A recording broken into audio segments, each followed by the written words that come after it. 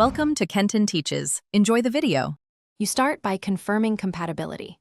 Check your phone's 5G bands and the carrier's supported NR frequencies so the radio can connect. Once done, update the operating system and modem firmware to ensure protocol support and security fixes, and make a quick backup in case settings reset.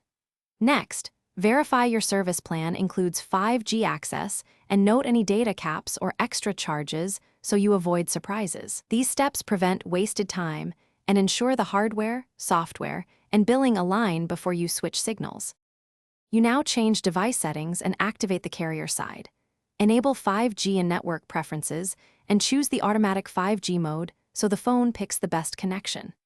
Next, install or validate the SIM or eSIM profile.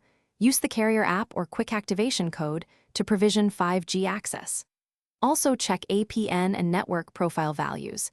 Mismatches can block data on new radios, so update them manually when required. As you proceed, monitor signal indicators and speeds to verify the phone negotiates a 5G cell rather than staying on LTE. You finish by validating performance and resolving issues.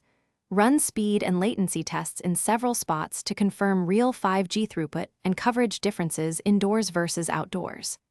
If you don't see 5G, restart radio services, reboot the device, toggle airplane mode, and reset the SIM or eSIM profile to force reattachment.